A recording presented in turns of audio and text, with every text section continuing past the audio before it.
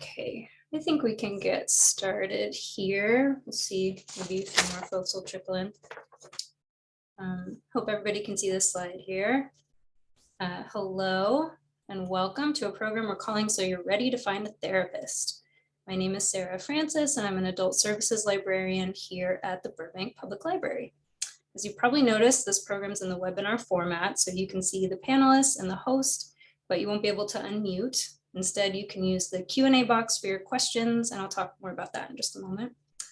This program is being recorded and it'll be available on our YouTube channel, but only the panelists and I will be visible in that recording. So this program tonight is meant to serve as a primer for anyone who's interested in pursuing talk therapy, but isn't sure where to start. Our speakers tonight are Carrie Wida and Ben Feynman, psychotherapists themselves, and also co-hosts of the podcast Very Bad Therapy. On Very Bad Therapy, Ben and Carrie interview individuals who have had negative therapy experiences of all sorts, which makes them experts in what good therapy should look like. And it's a great podcast for learning more about psychotherapy, and I highly recommend it.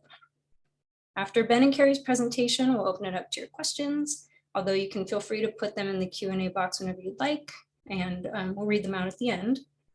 You can also use the chat box to communicate with me if you need to, but please use the Q&A box for your questions so that they're visible to everyone. You also have the option of asking anonymously if you prefer.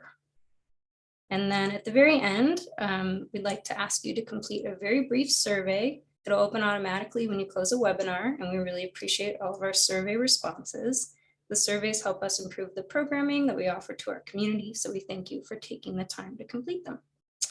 So thanks for joining us tonight, and I'll hand it over to Carrie and Ben. Stop share. Thanks, Sarah. Hey, everyone. I'm so glad that you guys were able to join us today. My name is Carrie Wida, and I am a co-host of the Very Bad Therapy podcast. I also recently graduated from the Master's in Marriage and Family Therapy program at California State University, Northridge. Not actively practicing right now, but that is where I have gotten my therapy experience. And this is Ben Feynman. Thanks, Carrie. Thanks, Sarah. Thanks to everybody for stopping by tonight. I am a therapist. Coincidentally, I live in Burbank, about 2 blocks from the library itself. So the fact that we are all meeting on Zoom is amusingly ironic to me. As Carrie mentioned, her and I co-host the Very Bad Therapy podcast.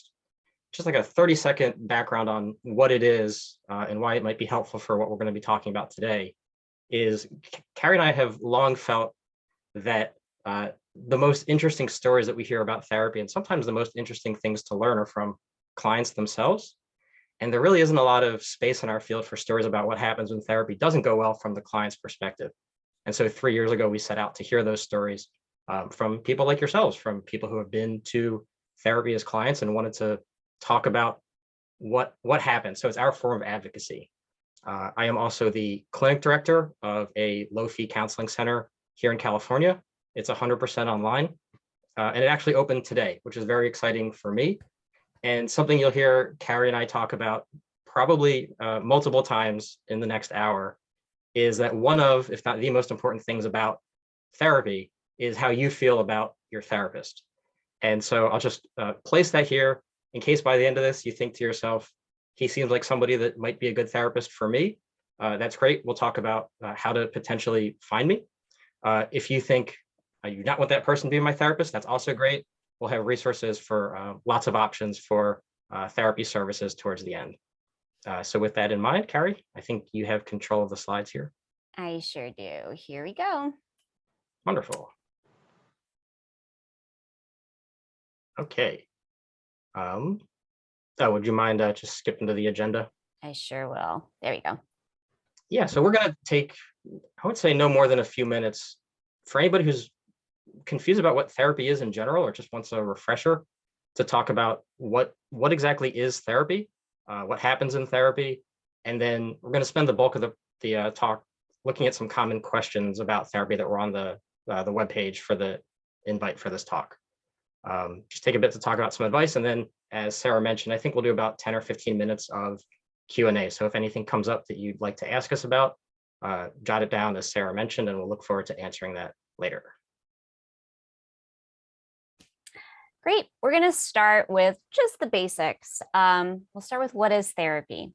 So at its core, therapy is really getting support from a professional who should, under the right circumstances, listen with empathy and curiosity, discuss the changes that you would like to see in your life, and help you work toward those changes.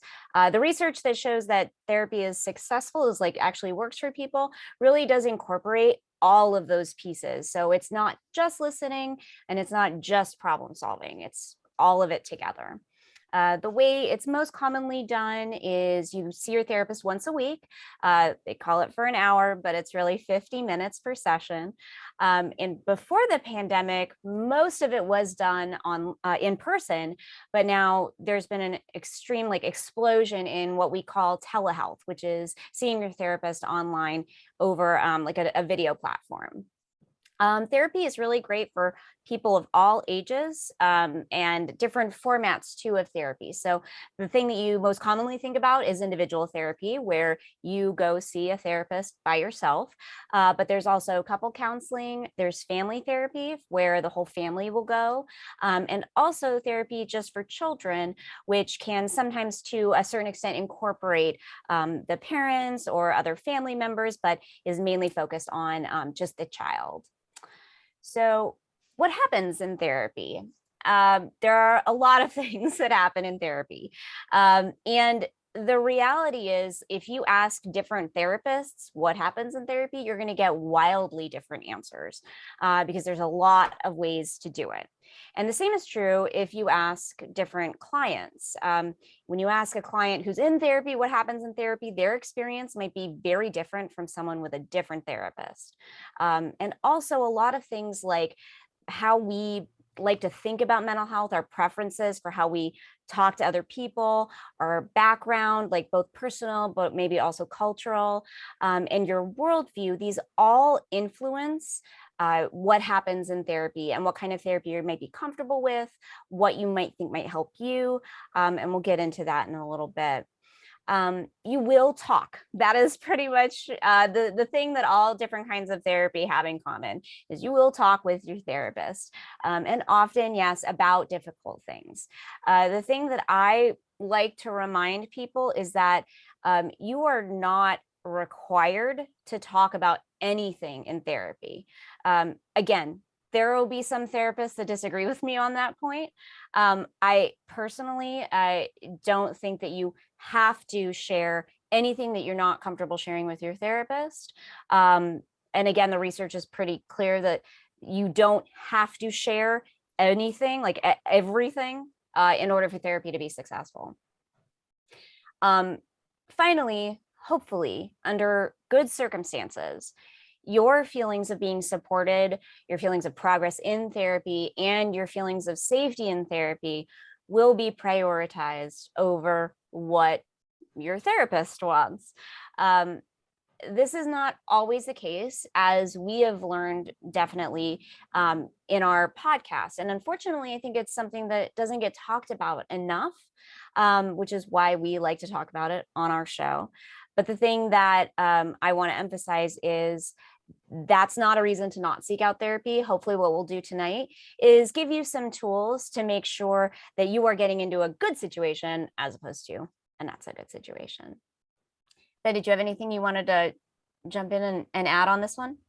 Oh yeah, just real quick, two thoughts. One is, I think sometimes clients of therapy and us therapists as well want to know more specifically but what happens in therapy. And as we'll talk about soon, there's so many different ways that therapy can go, that the most important thing is what's on this card here, that therapy is really what you and your therapist want it to be. And you can't really get more specific than that, because there's so many ways that therapy can go well, so many ways that you can find a therapist that's a good fit for you, that to say therapy is this one specific thing, I think in some ways betrays what therapy is, which is very open and allows for a lot of you, the individual client, to show up in the room and get what you're hoping to get out of it. I think that's all I had, Carrie. Great. Yes, I could not agree more. Oh, Yeah, no, I think you're going with this one. Yeah.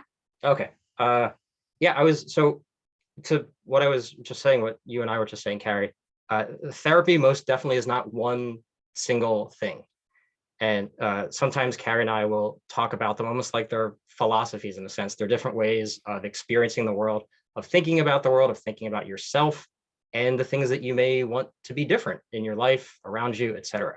So the link here, and by the way, we'll have a link at the end where you can download these slides for free. So no need to take notes or anything like that. But the link that we provided here to the Psychology Today page lists, I'd say, the most popular current forms of therapy, and you can click on it and read a bit more about what does it look like. And a lot of people, I think most people who seek out a therapist don't really know exactly what it is they're looking for. I think it's more common that people are just wanting something to be different and they can't say, I want this specific type of therapist to work on this specific thing. And that's normal. That's good. Those are things you can talk about with your therapist or even in consultation as you're trying to find a therapist. Something to keep in mind as you think about what style of therapy might be right for you is there's a ton of different types of therapy, different approaches or modalities, as we call them. But I think the vast majority, probably close to 90–95% of therapists do something that's called integrative, where they'll get to know you, you'll get to know them, and together you'll kind of figure out, okay, what can we pull from that's most helpful for what you're looking to get out of therapy. And so you can see here some of the more popular modalities, some that you might have heard of, CBT, cognitive behavioral therapy, psychodynamic, narrative therapy. And the labels for these types of therapies essentially mean this is how you and your therapist will work together. It kind of defines what you'll be talking about, how you'll be talking about it. And there's a lot of flexibility where if you say, I really want to talk about how I can change the way I think about my life so that I can feel better, that's something where CBT is a really great approach. If you think, there's past things in my childhood that are impacting me and I need to work on that, that's like a psychodynamic approach. Narrative therapy tends to overlap a bit more with social justice, where you kind of look at problems and say, this isn't so much about a person, but the systems that we all operate in. And so you can learn a bit about these different styles and say, okay, let me find a therapist who fits with how I feel about myself in the world. And then the last sentence here is something that Carrie and I love to remind people of, which is not only is therapy very effective, but most approaches to therapy seem to work equally well when we look at all the research on therapy that goes back decades and decades. So there's nothing that you need to seek out. It's only what do you think seems most helpful for you? And then kind of go and with your therapist, create something that feels really useful. Carrie, anything to add? Yeah, the one thing that I want to throw out there is it's an example that I feel very strongly about, like getting this point out there. I feel like I've heard a lot of people say, therapy is not for me. I don't want to get into therapy because I don't want to rehash my childhood stuff. And that I want to point out is totally okay. If you go to a therapist, if you find yourself in the office of a therapist who operates from one of these kind of philosophical approaches that puts more of an emphasis on that, you might find your therapist asking you a lot of questions about your childhood that you don't want to talk about. And this is where something like figuring out what type of therapy would appeal to you can be helpful during your therapist search. I love the article that Ben posted here, the one on Psychology Today. It's a great overview of a bunch of different types of therapy. So that's something that you are in therapy totally able to have control over. And so you can decide, I actually want to dig into my childhood. I want to focus on that. And that's something that you can bring up with your therapist and say, this is where I think I really need to talk to somebody about. Or you can say, it's just as valid. You can say, I don't want to talk about my childhood. I want to talk about my life today and what my future is going to look like. And that's okay too. And if any therapist tells you differently, they're not quite rightly informed. And again, therapists do have very strong opinions. You may find, you may encounter a therapist in your search who is, rather than taking this integrative approach that Ben is talking about, might be very invested in a singular approach. And that therapist may tell you, if you want to work on X, then you're going to have to do Y. And for that therapist, that's true. But for you, you have the option of seeking a different therapist. So just want to put that out there. Anything else, Ben, before I move on? Oh, well said. Okay. So I think that kind of leads us well into how to find the right therapist for you. The first thing you're going to do is stop and think about what is most important to you. For a lot of people, that's just geographic location. Again, this is before virtual therapy became such a thing. Therapy style, really important. Obviously, cost is a huge factor. When you are seeking services, you have a lot of different options to fit your budget. A lot of people think of private practice therapists, and a lot of private practice therapists don't take insurance. What you can do in those circumstances, often if you have health insurance, you'd like to use those benefits, you can use what's called out of network benefits. So if you go to your insurance website, you can look up how does your insurance company reimburse for out of network mental health benefits, and it's usually a percentage of the therapist fee, but it's not as affordable as just paying your copay. So if you want to use your insurance, what you'll be looking for is a therapist that takes your insurance, is called empaneled with your insurance company. And that's something that they'll usually have listed on their website or on their Psychology Today profile.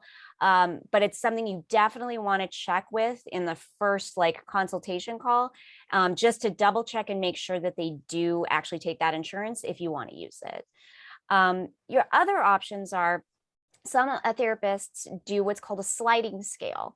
And that means that they are able to work with you and your particular financial circumstances to offer a rate that might be lower than what they typically charge, just to make sure that they're able to work with you. Sometimes they'll advertise that they offer that, and sometimes they don't. If you find a therapist that you have decided this really looks like a good fit for you, I highly encourage you, if cost is prohibitive, to ask about whether they offer a sliding scale. Most therapists will not get offended if you ask this question. It's very typical. If they don't offer a sliding scale, they'll just say, I'm sorry, I don't. But I do encourage you to ask. And then your other options are, there are a lot of great resources in the community through either the Department of Mental Health or even low-cost community clinics, which we'll talk about a little bit later. So you have a lot of options to kind of get services. Other things might be important to you, like the level of experience a therapist has, or maybe what their background, their educational background is. The thing that surprised Ben and I, but that I want to make sure we communicate to you, is that the research is actually very clear that some therapists are better than others, but that is not actually correlated with any of the things that we actually think might be correlated with. Therapists who've been practicing for longer, it doesn't mean that they're necessarily better than somebody who just started. Somebody who has a doctorate, who has a PhD or a PsyD, isn't necessarily better than somebody who only has a master's or is even just a peer counselor. It really comes down to all about fit. And that's a little bit what we're talking about here in tip number 2, to do your research. Unfortunately, there's not a grading system for therapists.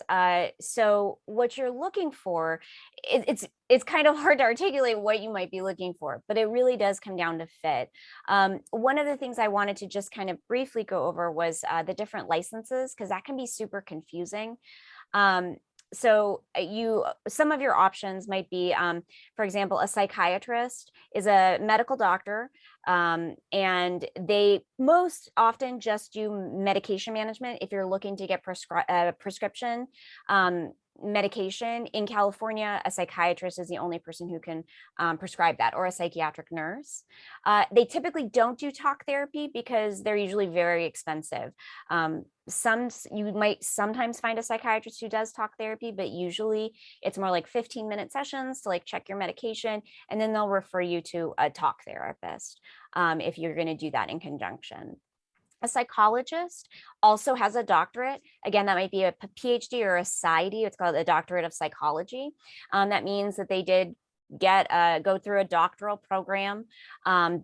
They usually are more likely to have done research in their program. And they've been in school for a little bit longer, But again, the research suggests that those with who have gone through a doctorate program are not necessarily, by virtue of that, they are not better than the master's level therapists. And that's the type of therapist that you're probably most likely to come across. The master's level therapists in California, particularly, you will come across social workers, licensed professional clinical counselors, and marriage and family therapists. There are some slight differences. They're more like philosophical differences between those three licenses. In California, for all intents and purposes, all three of those types of therapists do pretty much the same thing. They can all do individual therapy. They can usually do couples therapy if they've gotten like cleared by the state to do that. But for the most part, that's kind of all the same thing. Marriage and family therapists have had a little bit more education around working with couples and families. So that's kind of what I would say, like, if you are looking for, if you're feeling like you have a mental health diagnosis, maybe your primary care physician has diagnosed you with a diagnosis, and you are certain that you want to get on medication and also do some therapy, getting a psychiatrist for medication and finding a referral to another clinician is probably great. If you just want talk therapy, that a master's level therapist, like a counselor, a marriage and family therapist, or a social worker is totally fine. And psychologists, if you're looking for testing, like to get assessed in a way that you might like be able to use in a more legal sense, like if you're looking to get a clearance, like an ADHD diagnosis, to get clearance for more time-taking tests at college or something, you would have to go see a psychologist in the state of California. So all that being said, our tip number 3 is really like kind of the best way to find a therapist that somebody thinks is really good, but again, they might not be a great fit for you. But it's always great to ask your friends and family who they've had a good experiences with. But I can't emphasize enough, tip number 4, take advantage of free consultations. Almost every single therapist will offer a free 15 to 30-minute call. And that's really for both you and the therapist to see if it's a good fit, to see if the therapist has the right expertise to help with what you want help with, to see if you both kind of want to work in the same way. Definitely take them up on that and schedule those. Take as many of those consultations as you can before deciding, until you find somebody that you really click with. And this is asking questions that matter to you. Something that we've come across on the show a lot is that people often feel really intimidated and like they can't ask their therapists things. They don't want to like look like they don't know something in front of the therapist. Therapists really love it when you ask questions. And a lot of times, as therapists, we forget what you as clients don't know about mental health services, about how therapy works, all of that. So it's really helpful for you to ask your therapist or future therapist any questions that are on your mind. And finally, if you have a therapist and you're not sure if they're right for you, if you feel like something's not going well, if you're not getting the outcomes you like, if you're finding yourself dreading going to therapy, it might be uncomfortable and it might feel really awkward, but it's really okay to have that conversation with your therapist, to check in with them and see what they think about how the work is going. And again, if you have a therapist who acts defensively or doesn't like that question, first of all, I apologize in advance. That shouldn't happen. But if it does, no, it's not your fault. That does happen to a lot of the clients who've come on our show and tell their stories of bad therapy. And it shouldn't happen. And I want to just like arm you with that so that you feel confident knowing that if you have to talk to your therapist about it not being a good fit, if it doesn't go well, that's not your fault. Oh, yes, sorry. And this last part is if you're assigned a therapist, this often will happen at low cost community clinics. You don't get to pick which therapist you get matched with. They just match you up with a therapist. Even in that situation, it's still really important to talk with that therapist if things aren't going well, just to make sure that that therapist can accommodate you in whatever way they can. Ben, I know I'm talking a lot. I'm sorry. Am I talking too fast or too much? That was great. I forgot I was presenting and was just enjoying the knowledge. Okay. I think the only thing I wanted to add, because you really hit on everything, is just to reinforce this idea that the fit is most important, because it sounds almost like a cliche. It sounds almost kind of like fluff, like you are what's most important in therapy. Um, but 120 years ago, Sigmund Freud and company and his disciples came up with the idea that the expert will decide what the client, or at the time the patient, needs and give it to them, whether or not they like it or they say they like it. And research is explicitly clear these days that that is not what actually matters in therapy. What matters most is, you can tell Carrie and I are research nerds.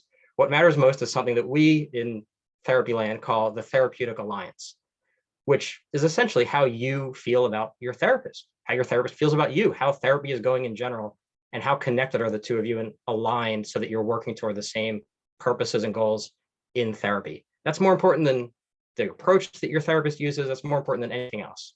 And so this tip number 2 about not all therapists are created equal, it's so important that not just, as Carrie mentioned, some therapists are better than others, and we can talk about how that's defined if anybody's curious. But if you find a therapist who's a great fit for you, it might not be a great fit for somebody else. And so if you have a general sense of what you're looking for, looking through maybe half a dozen or more, if you want, websites, online profiles, and narrowing down to say, okay, who really seems like the kind of person that I can relate to, that I can connect with and feel comfortable working through some difficult feelings. And that's when you take advantage of free consultations. You get a sense of the scheduling matchup. Does it seem like a good fit when you talk to them either in person or on Zoom or on the phone, however they might do their consultations? But there is so much flexibility that a lot of clients of therapy don't know is built into the process before they even begin therapy. And there's so much value there to make sure that you're seeing somebody who you feel really confident is a good therapist for you. That's all I had to add, Carrie. Well said. Ben, did you want to talk about what to do if a therapist bad fit, or am I doing that? I forget. I'm happy to. I think we had said that you would start this slide. Great. I'm going to start this slide right now. More than happy to. No, I'll do it. Okay, so this is the thing. This slide exists because of our podcast. I think that the biggest lesson that we have taken away from work, like hearing the stories of clients who've had bad therapy experiences, is how difficult that experience can be. It can feel really disorienting. A lot of clients feel like they're the problem, like they're doing something wrong. And a lot of things can feel really uncomfortable about it. And the worst part is, like, therapy can't work if it's a bad fit between the therapist and the client. So much of successful outcomes is dependent on that relationship. So it's super important that if you feel like this is not clicking, if this isn't working, then you have every right to get yourself out of that situation. So starting with the fact that therapy can feel uncomfortable. It really can, because that's what you're there to do. You're there to talk about things that you don't feel comfortable talking about with other people, or addressing issues that you feel other people can't help you with. So it's not always going to feel great. And sometimes you might have feelings of resentment or anger or frustration with your therapist. And that doesn't always mean that therapy isn't going well. But if things are happening, like your therapist is forgetting critical things that you've spoken about, like if they're forgetting the name of your significant other, or if your therapist like reschedules sessions on you all the time and it's interfering with your progress, with you actually getting therapy, these are things that like are not okay. And you are able to bring, if we hope you will feel able to bring it up in therapy. And if it doesn't change, look for something different. And we can't emphasize this second point enough. If you have a therapist who's a bad fit, that doesn't mean that you just aren't a good fit for therapy. And it definitely doesn't mean that you did anything wrong. Again, therapists can feel very strongly about the way they do therapy, but that doesn't mean it's the only way to do therapy or it's the right way to do therapy. So what it might look like to have a bad fit, again, to go back to this example I was talking about earlier. If you have a therapist who is a hardcore psychodynamic therapist, and psychodynamic therapist is somebody who really believes that any problems that you're having today are rooted in issues from your past, usually from your childhood, and that by kind of figuring out where, like what happened in your childhood to like lead to this issue, you're going to develop insight that is going to help you shift those patterns in the present and in your future relationships. But for that kind of work, you really do need to like dig around in your childhood a lot. And if you feel like that's not helpful, that you don't like doing it, or you feel like it just doesn't apply to you, and your therapist insists that that's what you need to do to make progress in therapy, that is simply a bad fit. Because there are other therapists out there who are perfectly happy to say like, great, we don't have to talk about your childhood. Let's talk about what's going on today. And this might be somebody more like a cognitive behavioral therapist or a solution focused therapist, who is really more focused on what's going on today and in the future. Yeah, so some clients will do like the shop around thing where you're going to try a new therapist for a few sessions before deciding if you're going to stay. And the reality is, I think this is a great practice. You might find some therapists who really have a very different opinion about it. But the reality is, actually, Ben, you know this statistic way better than I do.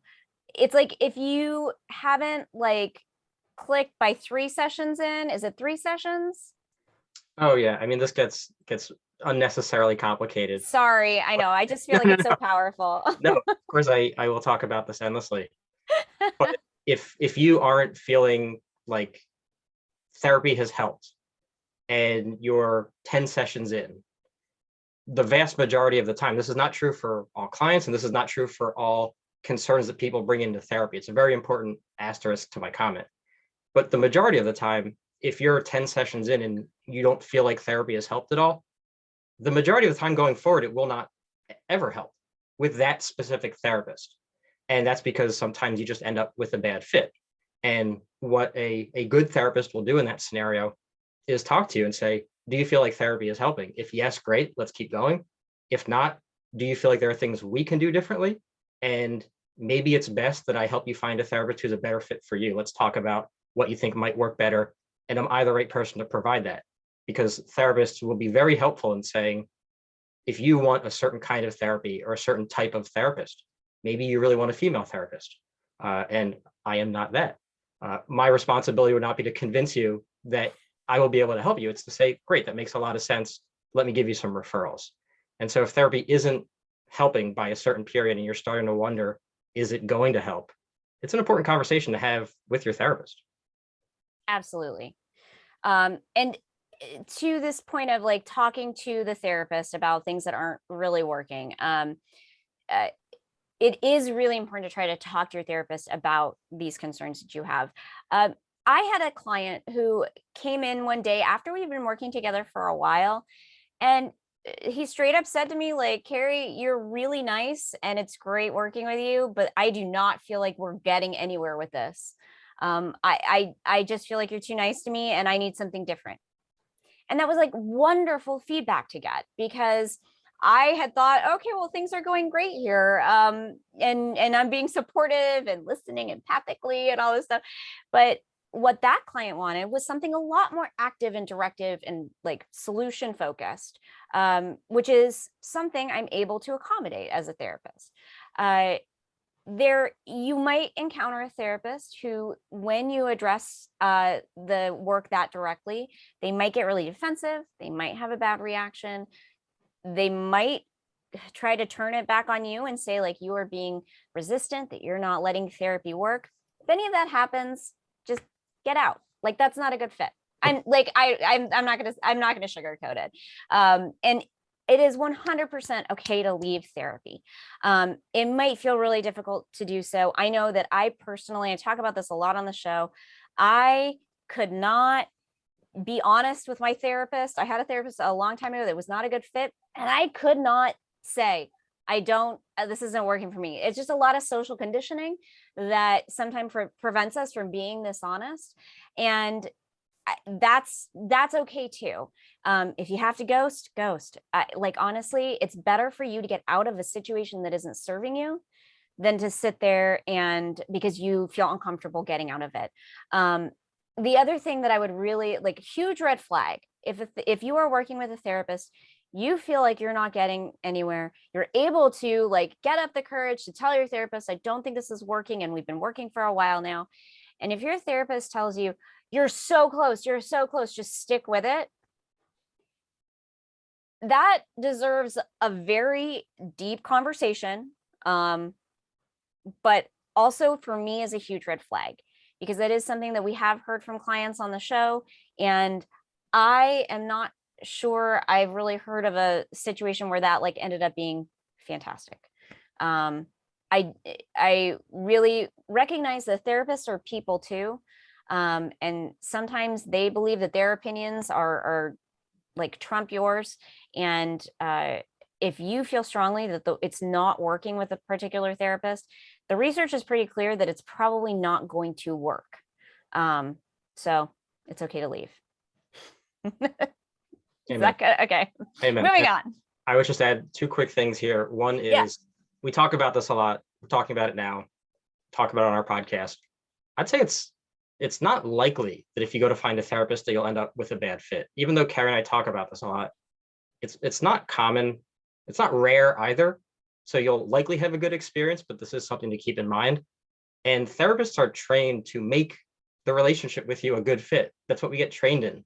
Therapists are trained to want to hear your concerns. Most, if not nearly all therapists, good therapists at least, will want to have you ask questions, address concerns, and say, I'm not sure if this is a good fit, because then you can talk about it. And the end goal for both of you should be that you find therapy that works for you. And this may feel awkward. It may feel difficult because this is the only relationship that a lot of people have where it's okay and encouraged to be transparent about things that aren't going well. A lot of people don't get that support from their family, from their friends, from their peers, coworkers, etc. There's not a lot of scenarios where we can comfortably say, I didn't like that thing you just said. This is how it made me feel. I really want to talk about this before we keep going. And I'm not sure if this is going to work out. Those aren't conversations that we're used to having, but a good therapist will want you to bring that up because it means you can work towards some kind of resolution that's best for you as the client. Thank you for bringing the optimism back, Ben. I appreciate it. One thing I am, it's endlessly optimistic. So I'll take a minute to talk about finding a low-fee therapist, because therapy is extremely expensive in a lot of cases. Perhaps you don't have insurance, or maybe you don't want to use your insurance for any reason. So the options that you see here is just a sampling of both in-person options near Burbank, near the library, and then online options in the state of California. And again, we'll have links to these slides so you can access all this later. An important note for people who are attending that are not in California, that don't reside in California, at least in the United States, most if not all states have laws where your therapist will not be able to see you if you're not physically in the state where they are licensed or working toward their license. So a lot of what I'll be saying here is relevant to everybody, but the options that you see on the screen, at least the bullet points, are only relevant to people in California. You already heard Carrie mention that when we talk about low fee therapy, it relates to this idea of a sliding scale, where in the intake paperwork or in a consultation, you'll answer a few questions about your financial situation. And based on some kind of formula, you will be assigned a fee. The clinics that you're looking at here, these range from, I think, as low as $20 per session, which is just under an hour, up to maybe 100, 150. But the goal, because these are all nonprofit clinics, the goal is to provide high quality, accessible services to people who can't afford, something like $150 a session. There are, I don't know if I'd call them trade-offs, but the reason why it's so affordable, in addition to it being the fact that these are nonprofits, receive a lot of grants, et cetera, is that the counselors that you'll be working with are often still in graduate school, working to get their hours towards graduation, or they are in kind of the middle ground between having graduated and getting licensed. So there's a long period where therapists have to work to collect hours toward licensure. That's where I'm at personally. I graduated with my master's 2 years ago, and it may be another 2 years before I get my license because this process can be fairly involved. But as you heard Carrie say, the research does seem pretty clear that if you see somebody who has maybe less than 5 years of experience, that doesn't mean that they are a less effective therapist. So from my perspective, I think low fee therapy is one of the best bargains out there because it's priced as if it's less useful than regular fee therapy, but it is just as effective on average. The other potential trade-off, if you can call it that, as Carrie mentioned, is that if you go to a counseling center, like these, oftentimes you're just assigned a counselor. You don't get to choose. But even then, you can talk to your counselor about what you want at therapy, and they'll be able to work with you to make sure that that's what you're working toward. You'll see on the bottom here that if you're more interested in choosing your therapist and finding a specific person that's right for you, and you want somebody who's in private practice, there's 2 websites that we listed here where you can find low fee options, which would be on that sliding scale approach. And what you can do in this case is send the therapist a message, ask them what their fees are, because sometimes these tend to be towards the high end of the sliding scale. But you can always do a free consultation with, I think, the vast majority of therapists that you'll find. And it's the same kind of trade-off in terms of the people who charge lower amounts tend to not have experience because that often allows them to charge more in the marketplace. But again, the services are often just as effective. And then real quick before we jump ahead, the last counseling center listed as an online option. I put the website there because that is the center where I am the director of. And since we opened today, we don't have a strong web presence. So if you Google us, I'm not sure if you'd find it, but that's the website. And so for the first couple months, while we're sort of ramping things up and getting all of our systems in place, I'm actually the only counselor who will be seeing clients. And so if you're curious about therapy with me potentially, if it feels like I may be a good fit for you, I would encourage you to check out the website. I'll have my email address on the next slide, and we can talk more, have a consultation, etc. But all of these are great options.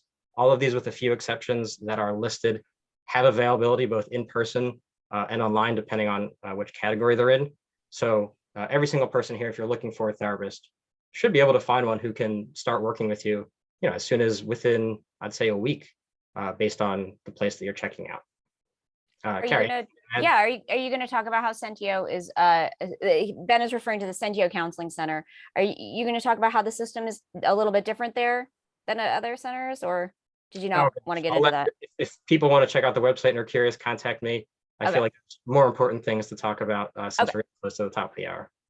Sure. Actually, yeah, I was just scanning through the Q&As, and I actually think that there is a question that I think we can come back to it to kind of talk about that a little bit more. Am I taking this, or were you taking this one? A well-oiled machine. I can start. Okay. I mean, a lot of this reinforces what we've talked about, which is useful since we're getting to the end of the talk. But Carrie and I can't stress enough how important it is to find a therapist that you feel comfortable with. And in terms of how to get the most out of therapy, I think the biggest takeaway here is that therapy is not like taking a one-a-day pill, taking a vitamin, where it doesn't matter what you do, as long as you take it, it's going to work and have a positive impact. If you are able to take what you're working on with your therapist, integrate that into your life, have difficult conversations with people in your life, build new habits, whatever it is, it could be any number of things, but you can identify, okay, this is where I'd like to go as a result of therapy, and talk with your therapist about how you can work on it in between sessions so that it's not just 1 hour a week typically, but you're really putting what you're doing to work, and that is most likely to lead to the greatest positive impact, is if it's something that you really find ways to work on, not just in therapy, but outside of therapy as well. And in terms of the lessons from the very bad therapy stories, the biggest takeaway for me is the idea of giving feedback to your therapist, because it's equally important as it is difficult for a lot of people. And what I like to share when I talk with people who are clients of therapy is that even if it feels unmentionable, it feels really difficult, it feels like you're breaking a social convention, or it's something where you don't know how your therapist will react, you don't want to hurt their feelings, etc. If it's negative feedback, you can also say, there's something that I'd like to talk about, but I really don't feel comfortable talking about it yet.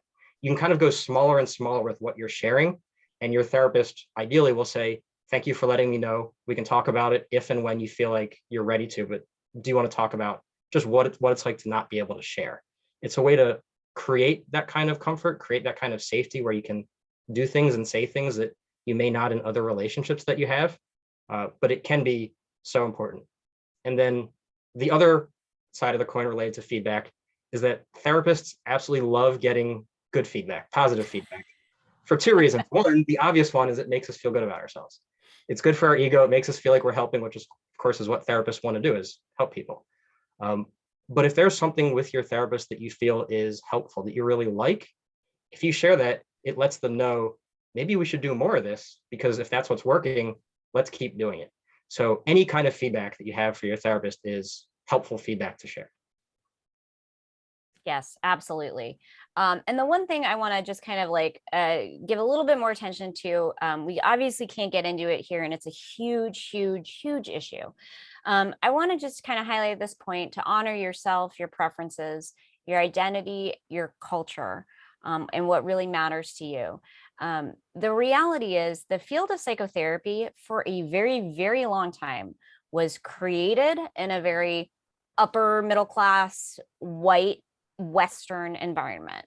A lot of the research on psychotherapy, again, has been done on like students at the colleges where these research studies are taking place. So the subjects of the studies, who's being studied, can often be very homogenous.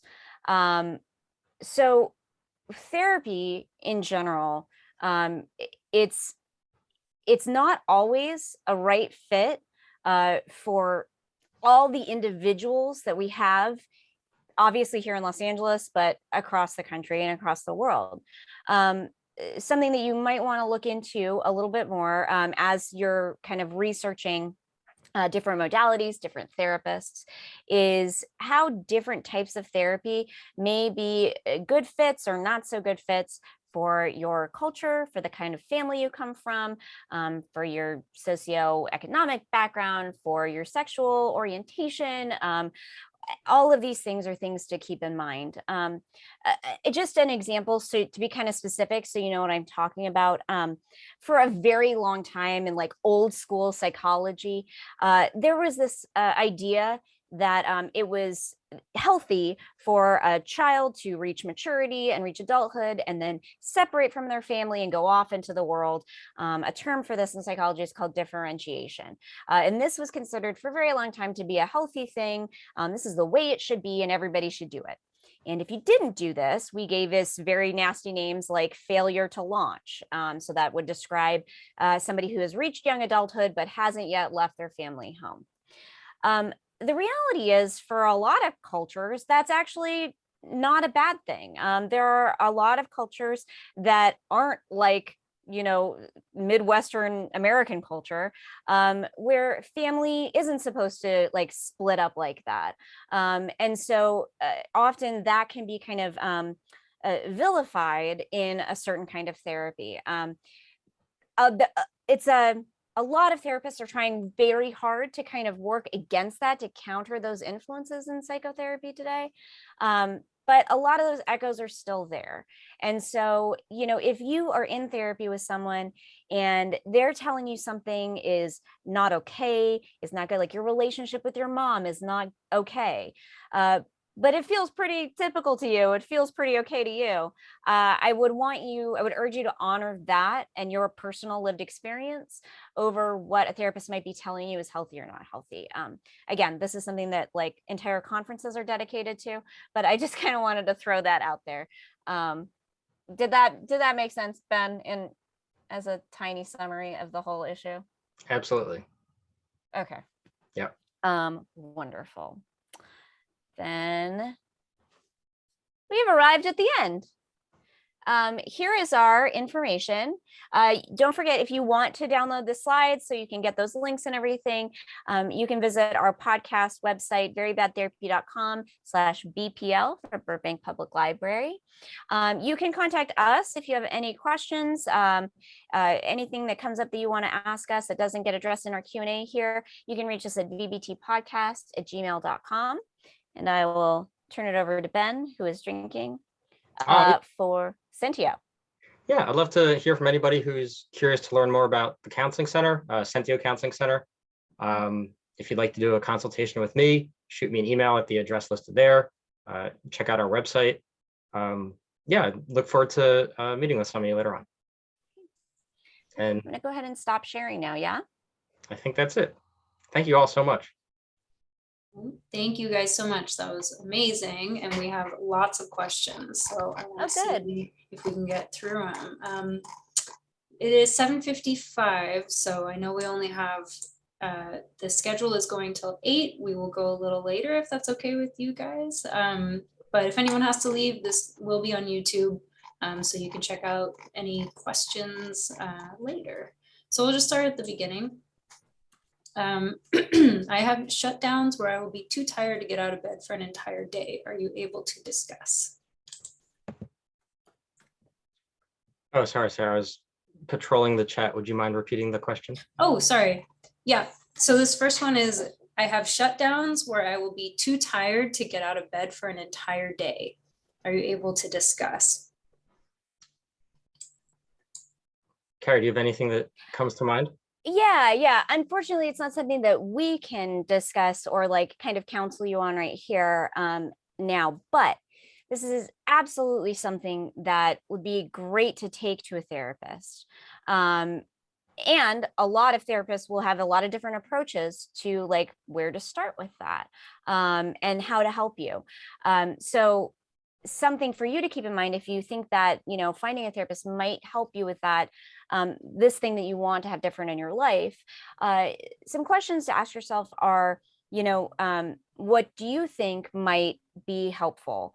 Where do you have any idea right now about like what you think, if you've been able to, if there are any other problems in your life that you have had success kind of overcoming, how were you able to do that? To give you an idea of what kind of an approach might be right for you, might be a good fit for you. And definitely go ahead and ask in free consultations with therapists that you reach out to. Ask them that question. Say, this is what I'm struggling with, and I'm wondering, do you have an idea of how you would approach this with me in our work together? Okay.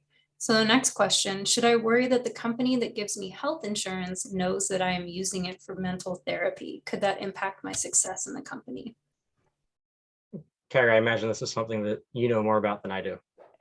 I know a little bit. I'm not going to say I'm an expert in this. I would, first of all, definitely encourage you to ask your HR rep at your company if you have one, because they are very versed in these things. And for the most part, pretty eager to avoid discriminatory behavior. So starting there, they'll be able to like give you an idea. My understanding is no, your company itself doesn't have access to your mental health records if it's going through like an insurance company. Now, I'm not sure if you're going through what's called an EAP, an employee assistance program. I am not sure, but I believe that some companies have a little bit more access to who is using those services and who isn't. So that's something that is an important differentiation that I would look into. But if you're working through a typical traditional insurance company, your actual information is very private. What your insurance company, how they use that information, that's a whole thing that I'm not sure like how they get to this, like do that. But I know that your employer actually cannot have access to that information. For what it's worth, you know, I have used my personal insurance benefits to access mental health services. I know I've been given like official diagnoses, and it's never come up in any work setting I've ever been a part of. So just from my own personal experience, it hasn't affected me. Again, that's anecdotal. So, but yeah, that's the best answer I've got. Okay. Next question. I'm sure this is one a lot of people have. How do you measure / recognize progress if it's just talking? Is there any style more structured that makes it easier to see progress? So I don't know if this is something that's specific to any given style, but it can be something that your therapist checks in on a regular basis. And that could be every single session, at the end of session, it could be at the beginning of session, it could be every other week, every month or so. Therapists will very commonly say, how do you feel like therapy is going for you? And have a conversation about how does it feel now compared to when we started, and what has helped, and does it feel like there's still room for you to grow to whatever progress you're looking for. That's the most common, where it's this informal conversation where the therapist will initiate it. And based on how you talk about how you feel therapy is going, the two of you will come to a kind of consensus on, okay, is this helpful, and what has been helping? It's a very ambiguous process, therapy is, especially because therapy isn't isolated from all the other stressors in life. So you may feel like you're not much better, whatever that means to you.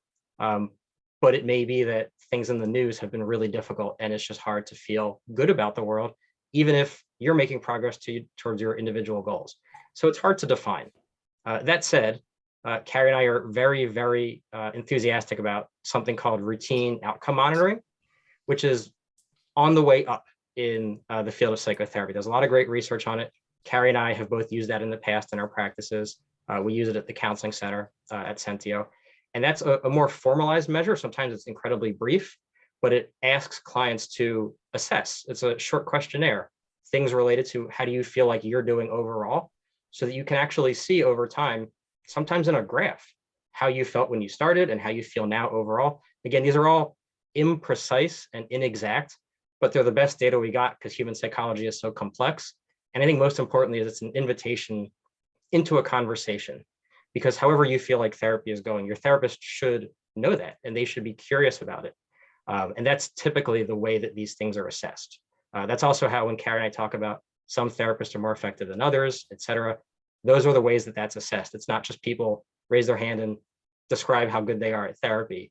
They've had enough clients fill out these kinds of informal surveys so that they have actual data on their own effectiveness and can be compared to other therapists. I'll throw out there too, there's a distinction in the research literature between what constitutes a successful outcome. For a long time in psychology research, a successful outcome was based on the provider's perception of progress. And a lot of times this had to do with like symptom reduction or remission. And so, it would go, you would have to take like a test to kind of measure the severity of your symptoms. And that's how they determine whether you made progress in therapy. And this is great if what you want to work on is accurately measured by something like that, by a list of symptoms. The other outcome that is getting a little bit more research emphasis is what's called quality of life. And that is gauged by the receiver of therapy, by the client of therapy. And that it's like, if you're in therapy and you have gotten a diagnosis of depression, of major depressive disorder, and you have been working with a therapist for a while, and maybe by a scale, your symptoms have gotten really reduced, but you still don't feel super enthusiastic about life or your job. Maybe it's not as bad as it was before, but you're still not where you want to be. I personally think that matters a whole lot more than whether you're checking off fewer boxes on a list. So I think it really comes down to progress, really comes down to how you're feeling. And if a therapist is telling you, no, you are making such great progress, but you feel like things aren't working or getting better, I would first encourage you to address that with a therapist, and see if you have a good relationship with a therapist and you want to stay in therapy with them. Have a conversation about how you could work differently, what are some options, or find somebody different. Okay. Is there any type of therapy besides just talking? Yeah, the first one that comes to mind is something called EMDR, stands for eye movement desensitization and reprocessing. And it's less talk therapy and more something where you are invited to just kind of like go into where your mind takes you. It's difficult to explain in a short period of time, but it takes that back and forth talking and sort of places it to the side. And the feature of the therapy is less back and forth dialogue and more just kind of letting your mind go where it goes. And you don't have to describe what's happening for you. Again, that's called EMDR. There's some other approaches that are more psychoeducation based, which I think still falls under the umbrella of talk therapy, but it's where your therapist will do a lot of teaching you about things. It can be things related to maybe a diagnosis that you have, maybe how the brain works, and all kinds of things. So the majority of the session isn't so much like a more casual back and forth, but a therapist taking control and saying, I will teach you these things. Let's talk about how you can do them during the week, report back. Carrie, off the top of your head, are there any approaches to therapy that stand out that aren't really talk therapy? Yeah, I would say like if you're looking for something therapeutic that is not talk therapy, you might want to check. I mean, obviously there are things like exposure therapy. Those tend to be more for phobias. So something like that, that's more of like an in vivo desensitization thing.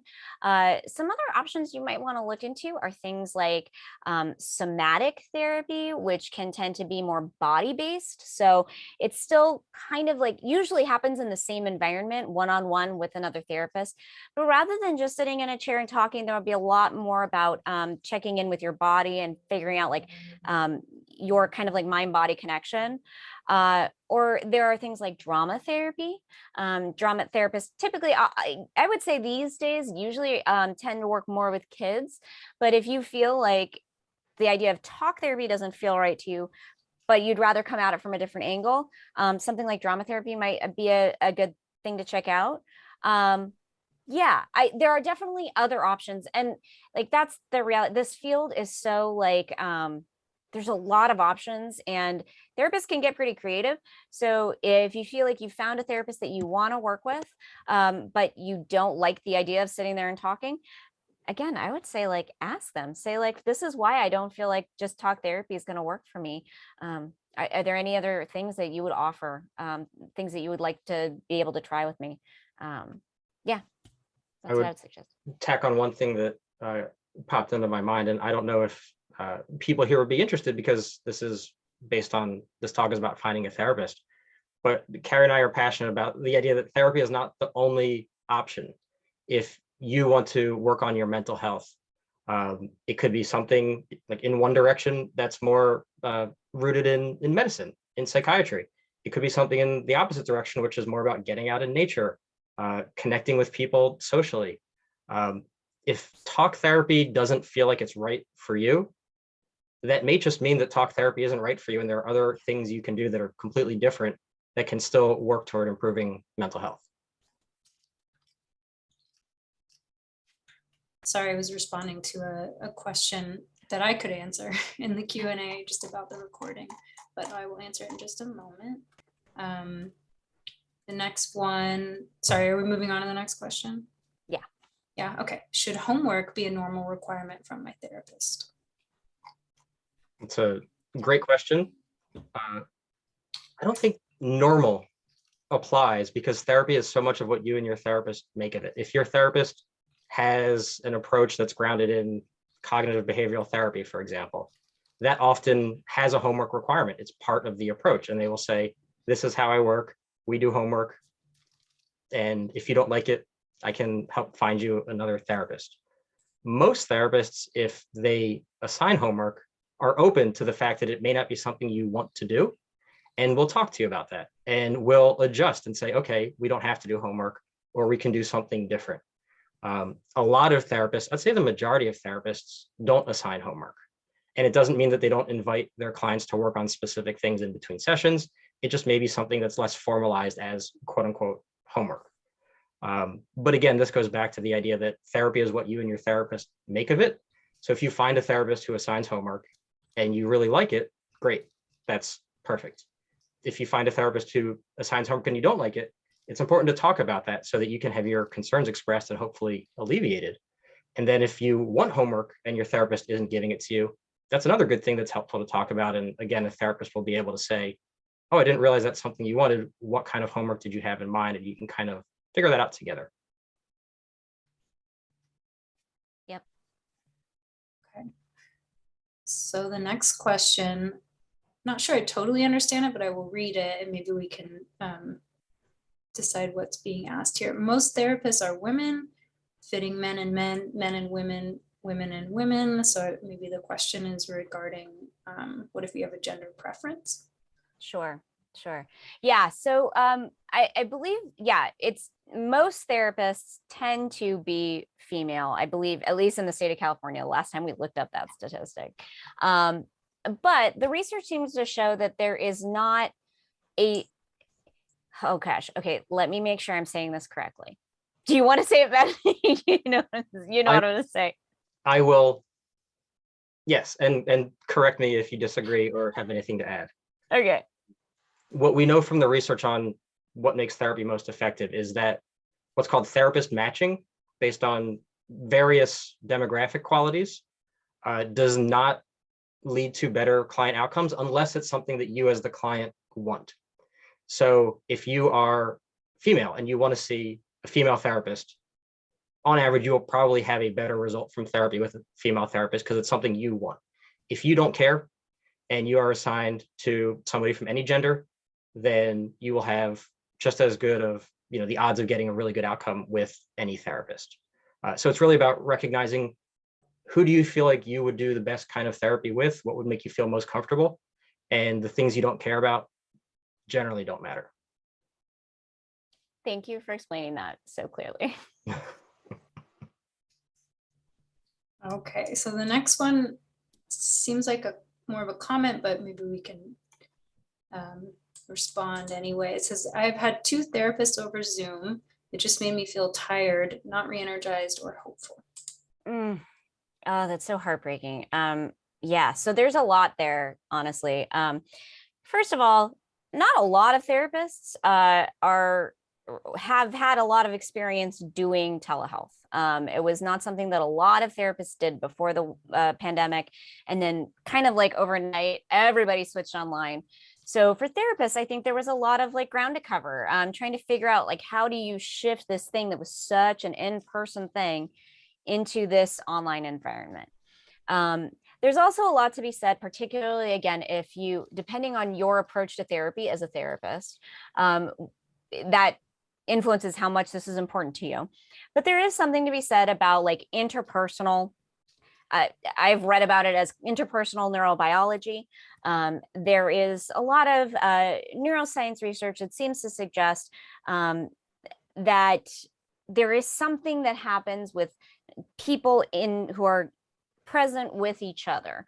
A lot of you can get a lot of kind of regulation that happens as like your integrated neural state can kind of influence or support your client.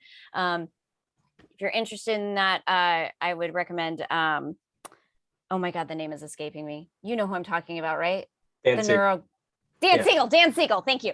Dan Siegel at UCLA, his work's really great. And he's got some like pop psychology books about it that are really easy to read. I recommend it. So I would understand why some therapists and clients also would feel like there is something that happens in in-person therapy that is missing over Zoom or any telehealth platform. So I get, so that can be true. The flip side is the research does seem to show that telehealth outcomes are pretty similar to in-person outcomes. Telehealth therapy is as effective as in-person therapy. Again, the problem there is like there's so much variation between like what is going on in each individual therapist-client relationship. You may have encountered a couple therapists who just like, it wasn't a good fit. Maybe they're having a hard time with the telehealth platform, or for you, it just might not, the telehealth might not be a good fit for you, and you might prefer an in-person therapist. Any of those could be possibilities. If you feel like therapy is something that you do want to pursue and think it could be helpful for you, I would encourage you to maybe give an in-person therapist a try if you are feeling comfortable, like COVID and everything. A lot of therapists are going back into the office these days. So you might want to give that a shot. Okay.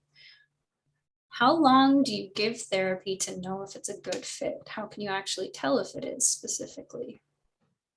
I think this is where listening to yourself is really important. And that can be hard in a lot of scenarios, especially because therapy can bring up a lot of things that make you feel uncertain. But there is no formula for how to identify, is this a good fit? Is this working, etc. And so trusting yourself and talking about it with your therapist, I think, are the two most important things. And if you feel like you can't talk about it with your therapist because it's something related to the therapist, that's also a big concern and a red flag, that if you feel like they wouldn't respond favorably, or they would judge you, or they'd be whatever it might be, that's a concern.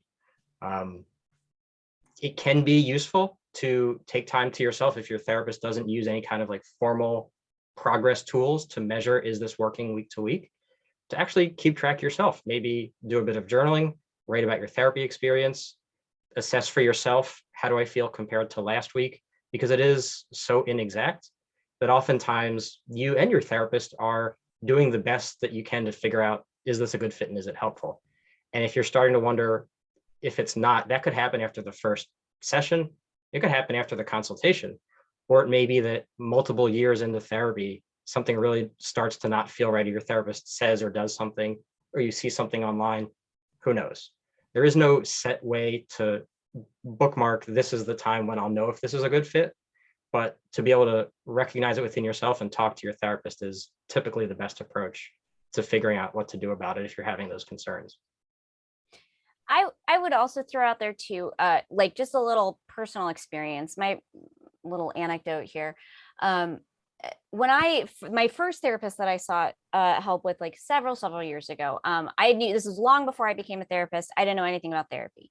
I thought that what I need is like the smartest, best doctor out there. So I specifically looked only for someone who had gone to the closest to an Ivy League school I could find on my insurance, had been in the business for like 30 years. So he had a doctorate, he was a psychologist. And when I walked into his office, like it was literally out of central casting. Like he was just missing the pipe. Like he was otherwise like the perfect psychologist. And while I feel like I did good work there and it was helpful, I definitely like never felt super comfortable. And I thought that was part of it. I thought, oh, well, this is it, it's just because like I'm doing something wrong and I'm so messed up and there's so many things wrong in my life. And that's why this is so hard. And I would leave every session feeling like really depressed about how much work I had to do. My current therapist, who I started working with several years ago, does not look like a therapist at all. I think she's my age. She might be younger. I don't know. She looks like a model. She's hilarious. She's very like not like stiff, and you know, she's just really chill. And I found myself leaving every session feeling super confident that I had the tools to like remake my life in a way that looked right for me and felt better for me. That for me is how I knew it was a good fit. And the other one was not. I don't know if that's helpful for anybody out there, but that is what it looked like for me. Okay. What happens if you think it's a good fit, but your therapist disagrees? Is it worth proving it to them, or is it a lost cause at that point? That is a great question. Yeah. My first thought is it's closer to a lost cause, although I think that language for this is, it's hard, because ideally that should be something that you and your therapist can work toward. I think there are different kinds of it's not a good fit conversations that a therapist could have with a client. The most common one is if the therapist just doesn't feel like they're trained or have the education or experience related to whatever it is that you are bringing into the room, that you want to work on, that you're presenting with, etc. And I think those are the much better types of it's not a good fit conversations, because it doesn't say anything about you as a client. It says the therapist just doesn't have the background to work with you well. And that's a good thing, because they'll give you referrals to people who can do a better job. If you still feel like it's a good fit, and despite them saying it's not, there's not really progress in convincing them otherwise, I wouldn't fight for it, to be quite honest. because that's a therapist who has convinced themselves that they are not the right person for you. And that might be really hard if you disagree, but they are not going to be able to help you as well as many other therapists, because if they don't believe that they're the right person for you, it just manifests itself as a reality.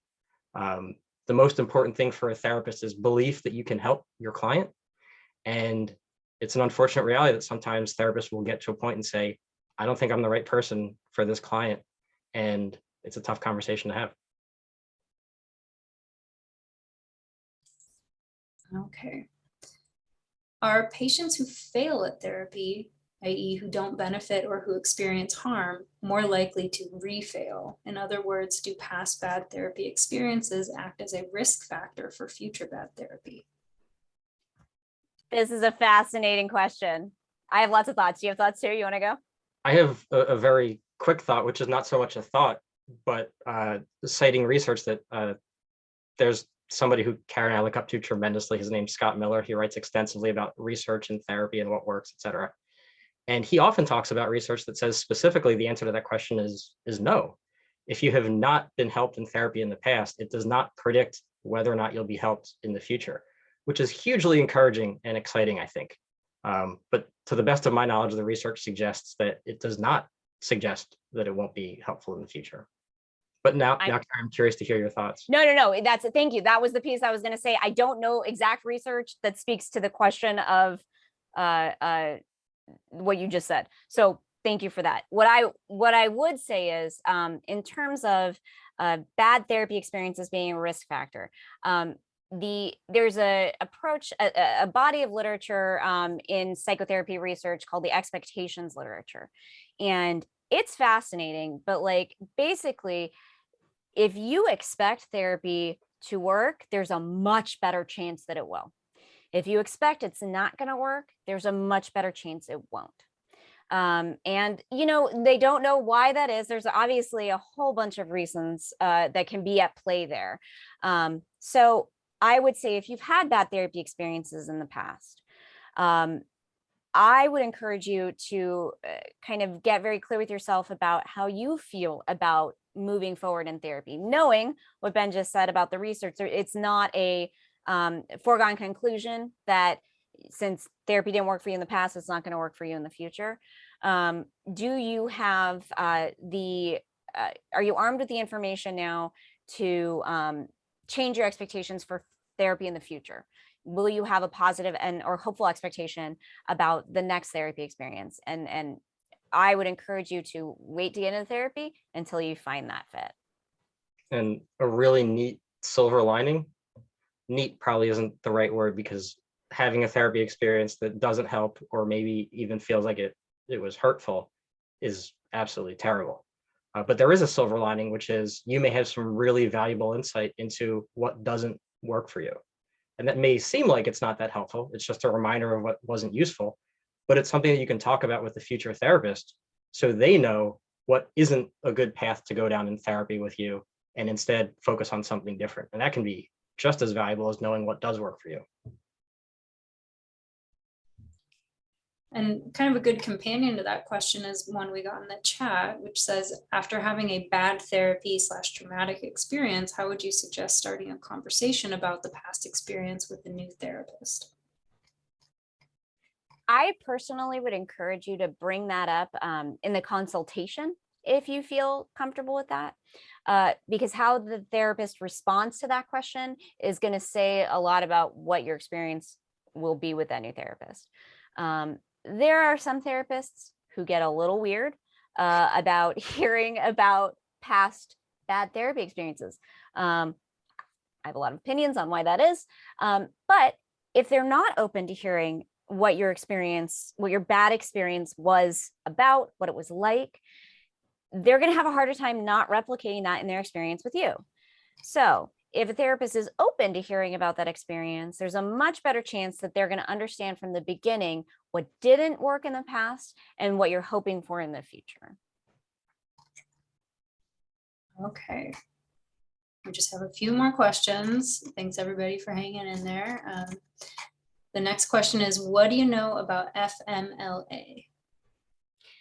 So I Googled this really quick. Did you, Ben? In the last split second. In the No. last split second, yes.